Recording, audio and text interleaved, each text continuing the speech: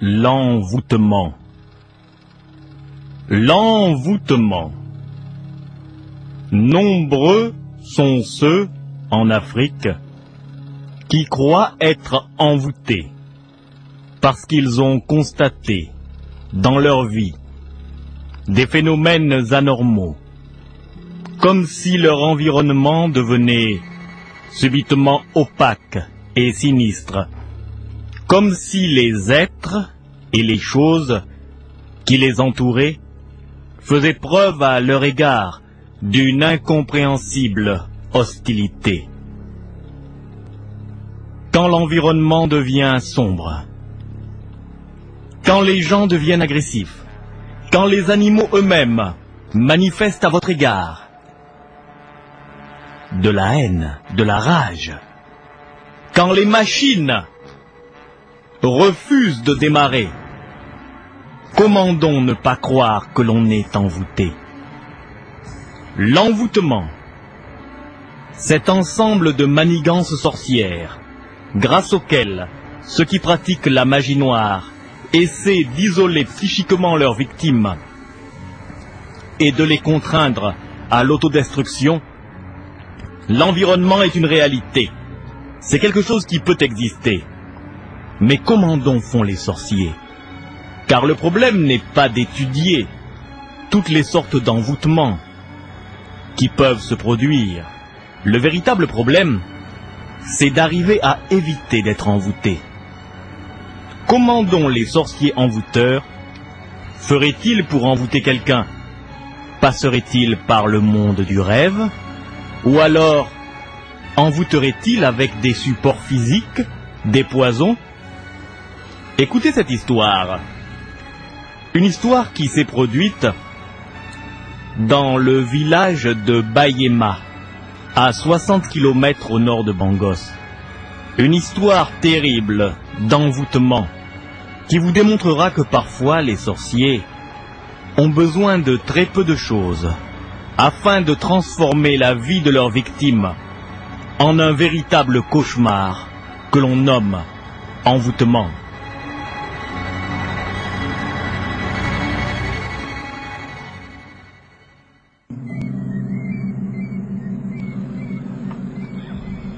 La nuit vient de tomber sur la préfecture de Bayao, à 60 km au nord de Bangos, sur la route Bangos-Zomoville. Si vous voyagez en empruntant la route forestière Bangos-Zomoville, vous ne manquerez pas de traverser dans la préfecture de Bayao, à 60 km environ de Bangos City, le village de Bayema.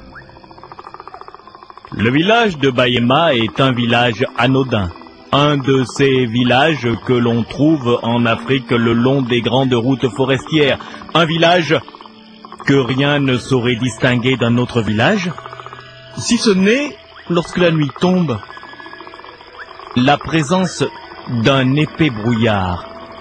Une brume épaisse qui monte du sol et qui fantomise le paysage aux environs de ce village.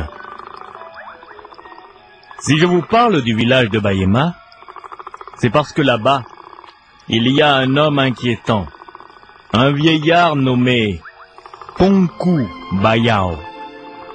Konku Bayao est quelqu'un qui possède des secrets terribles venus du passé. C'est un homme qui a accès à des connaissances et à des puissances qui dépassent l'entendement.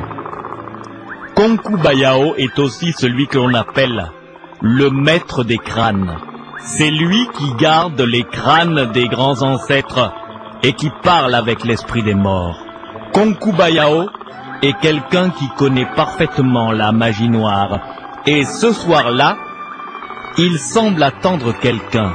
Il est assis à côté d'un petit feu dans la case mystère, la case des crânes.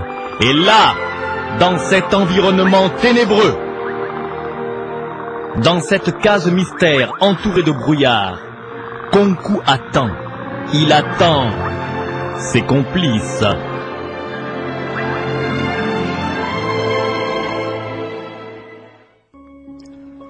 Alors que la nuit s'épaissit encore et qu'un gros hibou noir chante dans un arbre, on peut voir deux ombres qui se rapprochent doucement en catimini de la case mystère.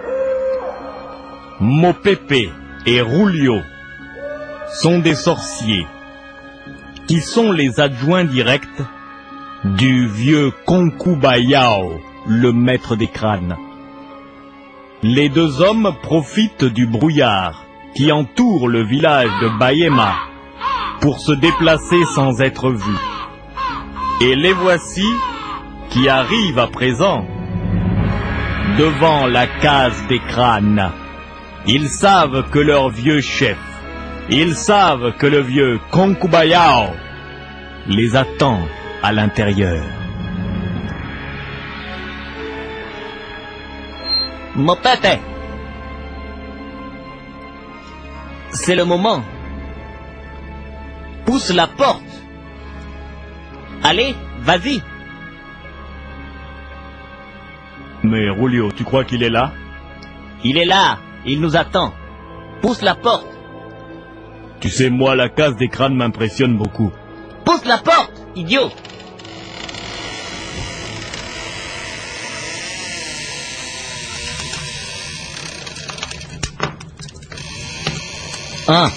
Mopepe. Le voilà. À côté du Il foyer. est à côté du feu. Approchons-nous. Venez, Au grand Konko. Que fais-tu, Konko? je prépare un masque d'envoûtement. Tu nous as convoqué, Konko. Parle, Konku. Que veux-tu savoir? Qu'est-ce que tu fabriques là? Un masque d'envoûtement. Vous connaissez Laisse-le parler. le jeune Adolphe Quacas, l'étudiant qui est venu au village là. Oui, Il est venu au nous village. connaissons Adolphe Quacas. Bon, je veux C'est l'envoûter. cet étudiant-là qui étudie à l'université de Bangos et qui vient chez nous Oui. pour les vacances là. Bon, je veux que l'enfant là, on l'envoûte. Qu'est-ce que tu veux lui faire? L'envoûter. L'envoûter. Oui. Écoute, Pourquoi envoûter le jeune là? mais le jeune là. Je sais que tu as des pouvoirs, mais... Mais. Tu veux que nous t'aidions? Nini. Je veux passer par ses rêves et lui faire manger un Tu plat prépares dans le le masque rêve. là, pourquoi? Le masque, c'est pour pénétrer ses rêves. Ndimomane, ndimawate, ndimate. Pour l'attaquer dans les rêves. Ndate, c'est ça, andate. Memeteke. Bon, Est-ce que tu as besoin de quelque chose qui lui appartient? Un habit qui Une n'importe- chemise. Une chemise, n'importe quoi. Bon, je vais aller Mais- essayer de voler une chemise Va et je vais maintenant. t'emmener ça. Tu m'amènes ça. Il a laissé son linge là même ce soir là dans la nuit. Bon, oui, fais ça, va chercher une chemise. Bon, alors on va apportez-moi l'envoûter, la chemise, hein? Nini. Puisque le vieux Konku dit qu'il est capable, avec le masque qu'il est en train de travailler là, de sortir dans le monde des rêves et d'aller déjà commencer l'envoûtement. Bon, très bien. Allons voler la chemise. De toute façon, cet étudiant-là, Quacas, il se prend pour qui? Hein? Allez, Parce qu'il allez. étudie à l'université, il croit que nous on est des cons. Allez, viens, on va voler une de ses chemises. Mbomayete, mbomaye.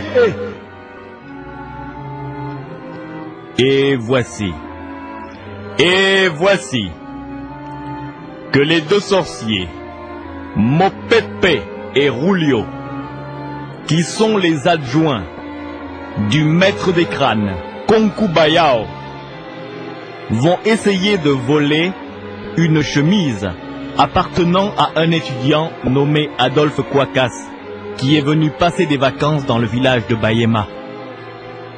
Le vieux Konkubayao, le maître des crânes, veut envoûter le jeune homme. Pour quelle raison? Le problème n'est pas de le savoir. Il semblerait que le vieil homme ait décidé de pénétrer la personnalité, l'espace vital, l'environnement immédiat du jeune Adolphe Quacas. Adolphe dort profondément. Il est content d'être dans un village, il est venu pour étudier et aussi pour se reposer. Il ne sait pas que Konkubayao, le terrible maître des crânes, le chef des sorciers de Bayema, a décidé de l'envoûter.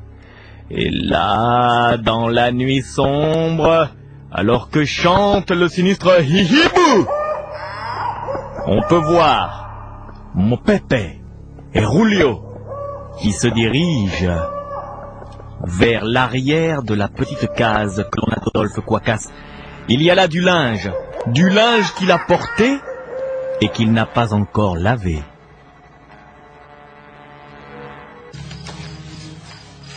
Mon pépé. Oui, Julio. Regarde cet idiot là.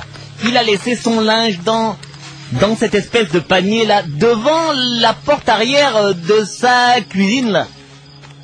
Oh, c'est parce que demain il y a des femmes là qui vont lui laver son linge, mais le linge là est sale. Bah ouvre bien le truc, on va regarder dedans. Le vieux a dit une chemise. Attends. Ah, ça là, une chemise. Bon, on prend ça, bah. Tu penses qu'il ne remarquera pas qu'une de ses chemises a disparu? Bah, il croira à un voleur. Allez, viens. Allez, on s'en va.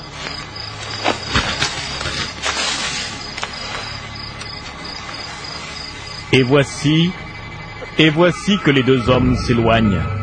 Mopepe et Julio reviennent à la case mystère. Ils reviennent à la case des crânes, dans lequel Concubayao, le maître des crânes, les attend. Ils reviennent avec une chemise qui a été portée par le jeune étudiant Adolphe Quacas.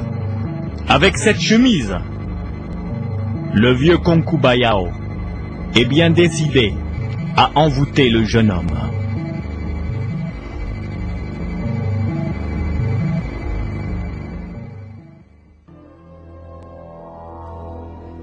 Julio, pousse la porte.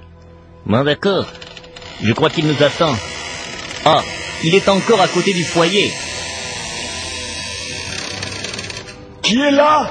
Entrez! Vous avez la chemise, Maotou! Venez! Voici, grand maître des crânes. Nous te rapportons une chemise. Une chemise qui a été portée par le jeune Quacas. Très bien, donnez-la-moi,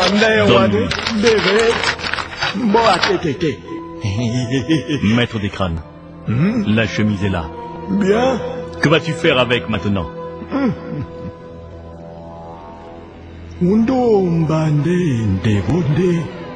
Qu'est-ce qu'il dit? J'ai travaillé ce masque.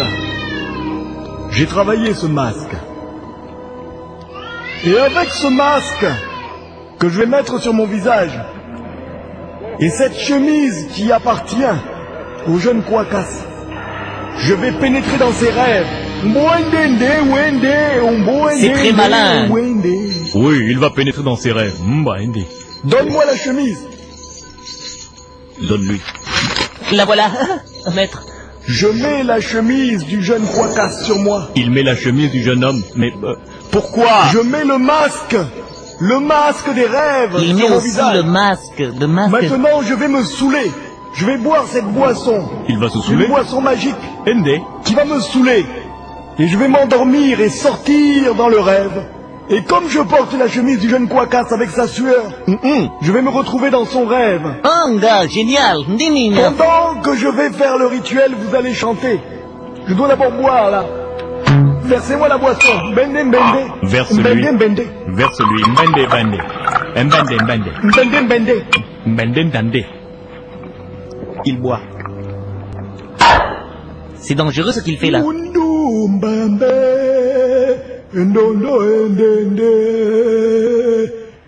Chantez avec moi le rituel.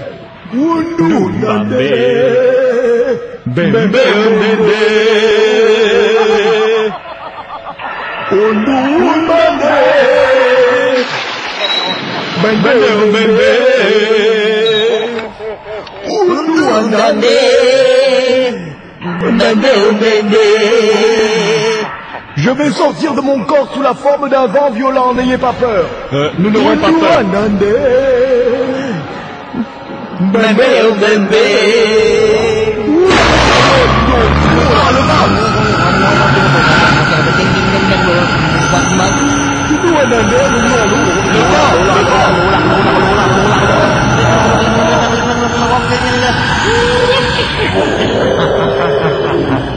Le vent. Tu as senti le vent? Il est parti. C'est très impressionnant. Son corps est là, couché, mais Son nous avons esprit vu n'est le pas là. vent. Son Nous avons esprit n'est senti pas le là. vent. Oui, il est sorti de son corps. Et il va maintenant dans le monde du rêve, du malheureux Quacas. Comment malheureux? Oh, chaque fois qu'on envoûte quelqu'un, moi j'ai quand même un peu pitié de lui. Toi t'es con, hein? Et des choses terribles se préparent. Au cours de cette nuit noire, le maître des crânes, le vieux sorcier, Konkubayao, est sorti de son corps afin d'envoûter le jeune étudiant Adolphe Quacas, qui dort dans une des cages du village de Bayema. Adolphe Quacas ne sait pas que le vieil homme a fait voler une de ses chemises qu'il n'avait pas eu le temps de laver, et qu'il porte cette chemise, et que le vieil homme porte sur le visage un masque, le masque du rêve, qui lui permet de pénétrer les rêves des gens qu'il veut envoûter. Le vieil homme s'est saoulé, il a bu de l'alcool fort pour sortir de son corps, et maintenant, sous la forme d'un vent, grâce à la chemise du jeune homme qu'il porte, il repère l'esprit du jeune Adolphe Quacas, et il vient se poser sous la forme d'un vent sifflant dans le rêve du jeune homme.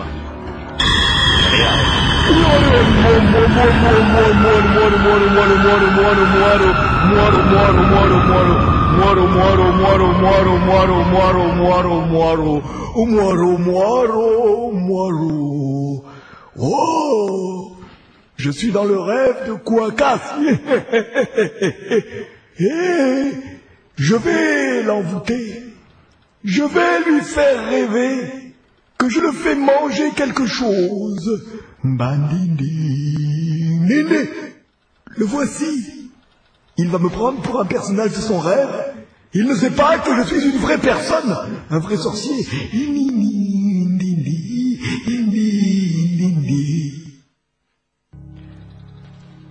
Et le jeune Quacas dort profondément. Il dort et il rêve, car souvent quand on dort, on rêve. Le jeune Quacas a l'habitude de rêver qu'il se trouve près d'une rivière calme, entouré par des oiseaux aquatiques de grande beauté. Le jeune Quacas ne sait pas que le terrible sorcier Konkubayao, maître des crânes du village de Bayema, va entrer dans son rêve. Et alors qu'il ronfle, alors qu'il dort, dans son rêve, il voit venir un vieil homme. Mais ce n'est plus un vrai rêve, c'est autre chose.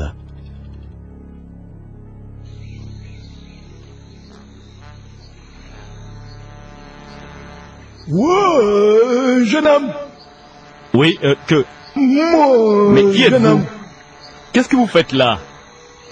C'est un bel endroit, n'est-ce pas? Oui, j'aime venir à côté de cette rivière, c'est très beau ici. Tu viens souvent ici, Très souvent. au bord de l'eau? Oh, presque chaque soir, monsieur, presque C'est chaque beau, soir. oui, c'est beau. C'est très beau. Mais vous-même, je ne vous ai jamais vu ici. Hé, jeune homme, Mhm. tu as peut-être faim. Faim pour J'ai avec moi un délicieux rôti. un rôti? Mais On peut le manger à deux. le rôti doit être froid. Je suis un vieux gentil, hein? Bon, Regarde le rôti là. il est chaud, mais Tu vois, ça frit encore. Mais comment peut-il être chaud? Nous sommes au bord Oh! de l'eau, il fait frais. Mais Comment ne ce t'étonne rôti... pas qu'il soit chaud. Mais pourquoi? Tu sais, nous les vieux, on a des secrets. Je suis venu là avec le rôti que je voulais manger. Mangeons à deux. Allez, on mange. Il est Mange. appétissant. Je peux me Mange. servir alors. Bon, d'accord. Serre-toi bien là, Ah, mange ça.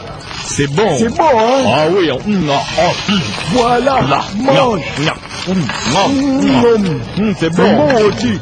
Il est bon, il est Tu bon. vois, il ne faut pas avoir peur des vieux. Je voulais juste te donner un peu la nourriture.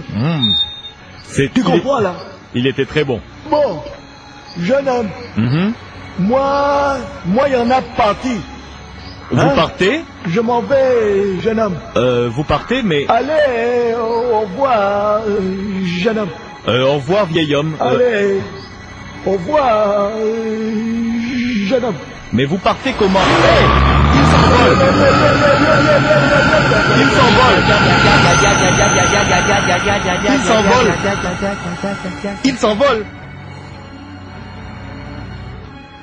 Il est parti en décollant.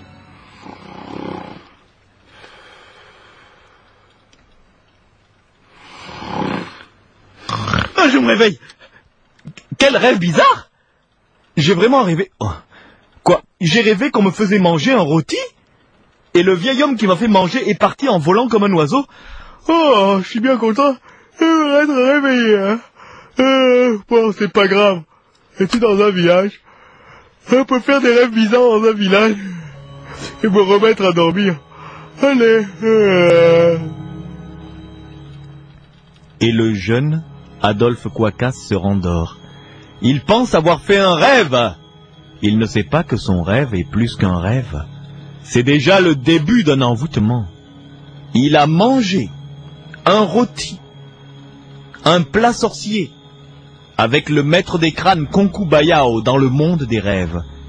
Mais il ne sait pas que le lendemain, le vieux sorcier lui réserve une autre surprise.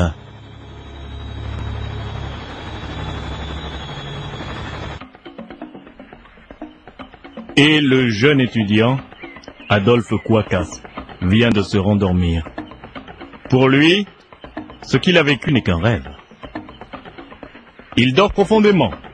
La nuit s'écoule calmement.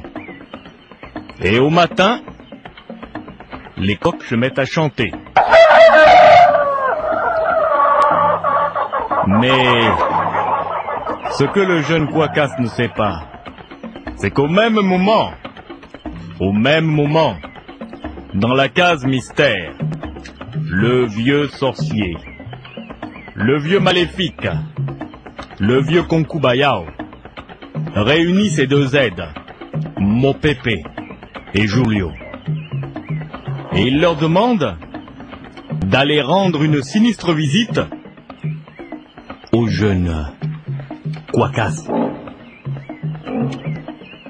Le jeune Quacas a rêvé, rappelez-vous bien. Il a rêvé qu'on lui faisait manger un rôti. Ce n'est pas encore un envoûtement.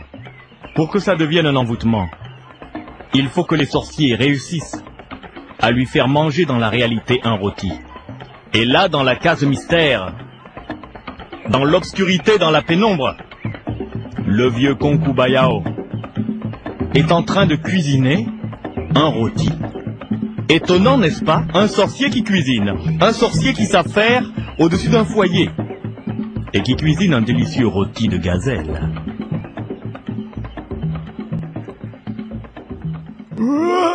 Bon, la nuit là, on a réussi, vous vous rappelez là, on a bien réussi. Hein? Je suis allé dans son rêve, et dans son rêve là, je lui ai fait manger le rôti. Mais le rôti là, il est là, devant moi. Maître des crânes, il est très appétissant. Ouais, il faut aller lui faire manger ça. Mais comment va-t-on faire? Il ne nous connaît pas, il est toujours en train d'étudier là au village, il ne fréquente pas les gens. Vous êtes vraiment des gens qui n'avaient pas d'imagination, hein. Écoutez-moi, vous allez lui raconter ça. Vous allez lui dire que la coutume dans le village, quand un étranger vient, on lui fait toujours cadeau d'un plat cuisiné, un bon plat. Ça, c'est une bonne idée, maître des crânes. Oui, une bonne idée. Vous allez lui dire que pour la bienvenue, vous lui apportez ce rôti. S'il mange ce rôti-là que j'ai préparé, qui est maléficié, et qui est exactement le même rôti que je lui ai fait manger dans le rêve, là il sera envoûté. Bon, je finis de cuisiner ça bien. Bon, allez-y, hein, et vous lui dites bien ça. Hein. Vous vous rappelez de ce que je vous ai dit? Oui, maître des crânes. On lui dit que la coutume veut que quand un étranger arrive dans le village, on lui offre un bon plat cuisiné. Bien, allez-y, allez. Allez lui offrir ça, allez, vite, réveillez-le, offrez-lui ça. Dès son réveil, il faut qu'il mange ça. Bon, allons-y. Et les deux sinistres sorciers sortent de la case mystère et se dirigent vers la petite case de passage où dort le jeune Adolphe Quacas. Ce dernier ne sait pas que deux sorciers fouteurs sont en route pour lui faire manger un plat maléficié.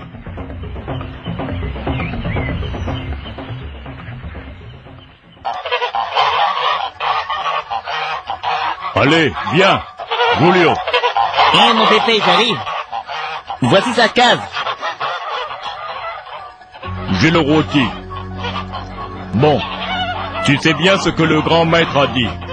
Il faut qu'il mange ce rôti qui est le même rôti qu'il lui a fait manger dans le rêve, hein. Il doit encore dormir. Il faut frapper. Allez, il faut frapper à sa porte. Ouvre. Ouvre-nous. Quacas. Ouvre-nous. Il doit dormir. Quacas. Frappe Quacas. encore. Frappe. Ouvre, Quacas. Hé, Quacas, tu dors trop là. Hé, viens nous ouvrir. Qui est là? Bah je viens ouvrir. On a quelque chose de bien pour toi. Je viens ouvrir, mais qu'est-ce qu'il y a là? Qu'est-ce que c'est Il quoi? ouvre. Ah, Quacas. Je ne vous connais pas bien, vous êtes des villageois. Tu nous permets d'entrer. Vous venez, mais qu'est-ce que vous voulez? Qu'est-ce que vous Quacas, voulez? Tu sais, Quoi? nous sommes des gens du village. Je sais, je suis Julio. Je suis mon pépé. Et alors? Tu sais, depuis que tu es au village là, tu es venu, tu es un étudiant. Oui, Tu viens te reposer ici et tu étudies aussi certaines choses. Voilà. Mais on ne t'a pas fait ce qu'on appelle cadeau de bienvenue. C'est quoi ça, cadeau de bienvenue? Alors tu vois, on t'apporte un bon plat. Hein? Un plat? Un rôti de gazelle que on a chassé là. Et le plat là, je te dis, tu vas voir, c'est bon. On va manger ça, hein? C'est parce que bienvenue c'est important, hein? C'est la Il coutume faut bien alors. savoir ça, hein? Mais pourquoi rit-il Toi ne ris pas, hein? Hé, Mais je veux savoir Julio, pourquoi. arrête de rire. Pourquoi Bon, est-ce allez, que- on fait chauffer le plat là, hein? Tu vois là, c'est bien rôti, hein? Heureusement que ton foyer était encore allumé. Ah, c'est appétissant, oui, ça a l'air appétissant. Non, hein. il ne faut pas. Julio, il aime toujours rire, hein? Oui, mais lui, il rit bizarrement. Non, c'est pas qu'il est bête, il est comme ça. Il rit parce qu'il rit. Bon, Il mais rit toi, trop, là. dis donc. Est-ce que c'est une blague? Non, est-ce que vous me faites une blague? Parce qu'il rit comme ça. Hein? Allez, on mange un peu, hein. Ah, allez. Je prends aussi. Oh. C'est bon, non? Ah ouais, Hein? ouais, Un c'est rôti bon. comme ça, Ah hein. ouais. Mange. Ça, le c'est rôti, là. vraiment bon, hein. C'est un bon rôti. Ça te dit quoi, Bon, il est bon. Tu aimes ça, hein? Ah, ouais. Tu vois. Vraiment. Tu sais, vous les jeunes là, vous ne connaissez pas vraiment les coutumes. Mais Quand tu viens dans le village, chez Mais le coutume, je on ne te savais donne pas. le bon plat. Ah, bon, Mais comme tu es venu là et puis tu es toujours en train d'étudier, tu vas te cacher pour Non. étudier. c'est bon. On peut pas te donner le plat, mais là tu manges, tu vois le rôti là, la gazelle là. Oh, je te dis, quand on a capturé la gazelle là, c'était vraiment un problème. Hein. La gazelle là, c'était terrible. Là. C'est bon, hein. Ah, ça, c'est vrai, c'est Mais bien qu'est-ce bon. que tu as? Oh, j'ai un peu mal au ventre, là. Ah, tu veux boire? Je bois un peu l'eau, là. Tiens, Ah, qu'est-ce que... bois un peu l'eau. Ah, je crois que j'ai mangé un Bois peu vite, hein. J'ai un peu quelque mal au chose ne va ventre, là. pas? Ah, je suis là, ça va pas. Ah, Bois l'eau là. Bah, je vais boire l'eau. Bois l'eau là. Je crois que là, il a son compte. Ouais, là il est envoûté. Il va vomir. Il va vomir, ça y est. Là il est envoûté, empoisonné, envoûté. On l'a eu. Empoisonné, envoûté.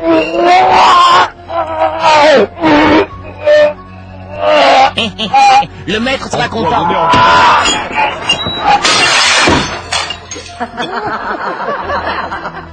Faut partir. On l'a eu, hein. On peut aller dire maintenant à Konku Bayao, le maître des crânes, qu'on lui a fait manger le rôti. Allons-y. Maléficieux. Bon, allez, allez, il faut partir. il faut sortir Faut sans pas qu'on que nous les voie. gens, ils nous voient sortir Allez, d'ici. on sort rapidement. Regardez. Allez, on y va.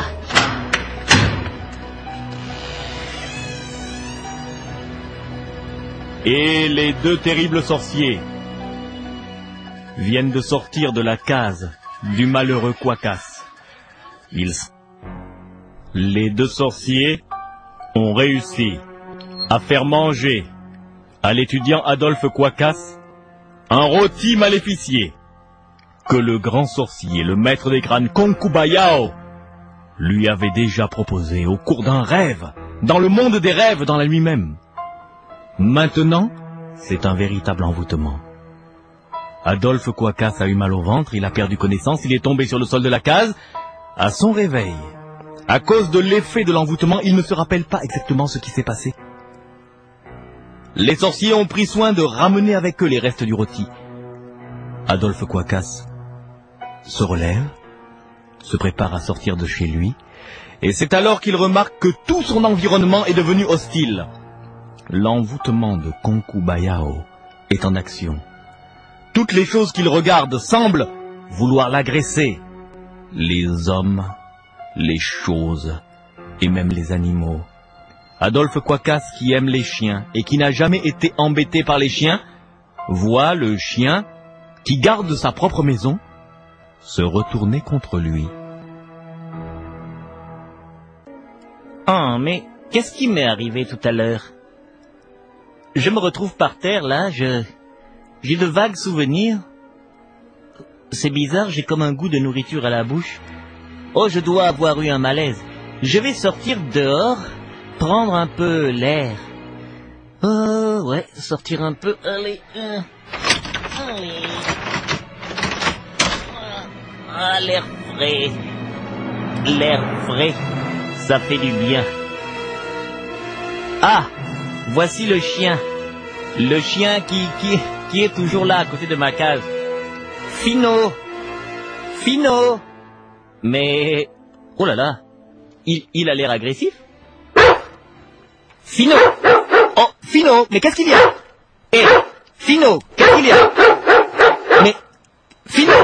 Oh, mais qu'est-ce qu'il a? Il m'appelle dessus. Fino, Fino, Fino, Fino. Mais, il est agressif. Il s'approche de moi. Fino, qu'est-ce qu'il y a? Fino. Fino. Qu'est-ce qu'il y a? Fino. Fino.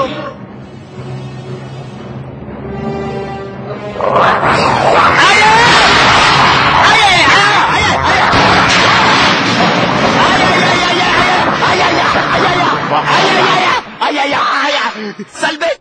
Aïe aïe aïe! Aïe aïe aïe! Je ne comprends pas.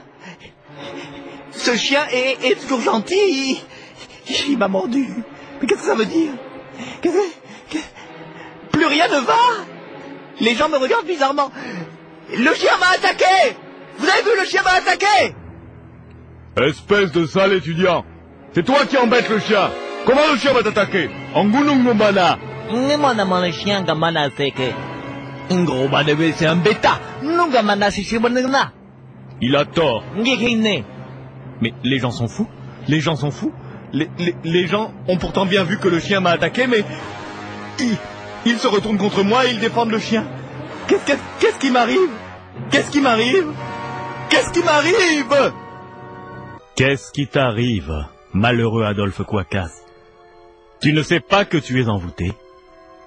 Et tu ne sais pas ce que c'est qu'un envoûtement? Pour échapper à certains envoûtements, il vaut mieux se rappeler de ses rêves. Au cours de la nuit, le grand sorcier Concubayao est allé retrouver le jeune Quacas dans le monde du rêve et lui a fait manger un plat rôti. C'était le début de l'envoûtement. Le lendemain matin, ces deux aides, les sorciers Mopepe et Julio, sont venus apporter au jeune homme un rôti, exactement le même rôti que dans le rêve. Si le jeune Quacas avait pu se rappeler que dans son rêve, on lui avait fait manger un rôti, il aurait su qu'on cherchait à l'envoûter. Mais il ne s'est pas rappelé de son rêve. Il a mangé la nourriture maléficiée. Il s'est évanoui, il a vomi. Et maintenant, il est pris par l'envoûtement. Tout son environnement devient hostile. L'envoûtement du sorcier Concubayao fait que toutes les choses et tous les êtres qui l'entourent semblent vouloir le détruire, l'attaquer ou le diminuer. Et alors, Bientôt, le jeune Quacas se rend compte que même le monde mécanique, le monde des machines, est contre lui. Ah, vraiment, je ne sais pas ce qui m'arrive ce matin-là. En tout cas, il faut peut-être que je sorte un peu du village. Je vais prendre le vieux camion, là. De toute façon, je devais aller prendre des livraisons pour le commerçant du village. Il m'a donné la clé de son camion. J'ai la clé, là. Je sors un peu du village parce que... Ah, tout le monde me regarde bizarrement. Tout le monde m'insulte. Les chiens m'attaquent. Mais ça, c'est quoi, c'est... Je prends le vieux camion. Allez. Bon, allez, il faut démarrer. Je rentre dans le camion. Allez. Allez, contact. Mais qu'est-ce qu'il y a? Oh. Ça ne marche pas, mais enfin... Le camion, là, n'a jamais de problème? Qu'est-ce qu'il y a encore?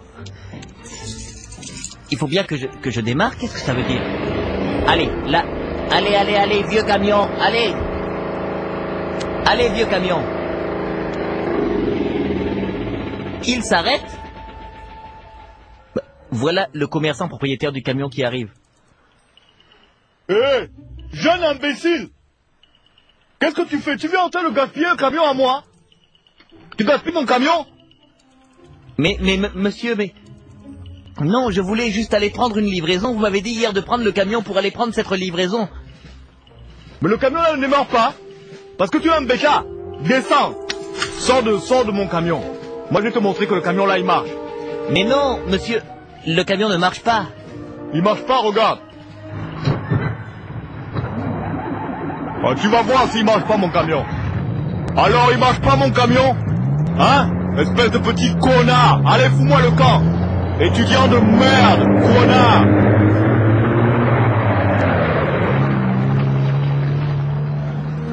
Mais c'est pas vrai. Qu'est-ce qui m'arrive? Même les machines. Même les machines sont contre moi. Qu'est-ce qui m'est arrivé? Qu'est-ce qui m'est arrivé? Qu'est-ce qui m'est arrivé? Oui, le jeune Adolphe Quacas se rend compte, car il est intelligent, qu'on a dû lui faire quelque chose. Que l'environnement hostile qui l'entoure n'est pas naturel. Que les gens qui étaient affables avec lui et qui sont maintenant agressifs sont manipulés par une force. L'envoûtement du grand sorcier Concubayao. Adolphe Quacas est intelligent. Et le soir même, alors que chante le hibou, il se rend à l'autre bout du village, chez le marabout Issou.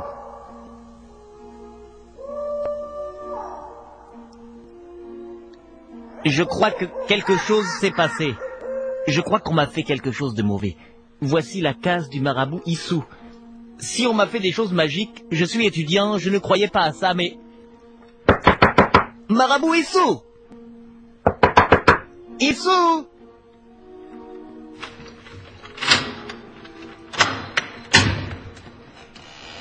Oh, jeune homme. S'il vous plaît, je peux rentrer? Entre.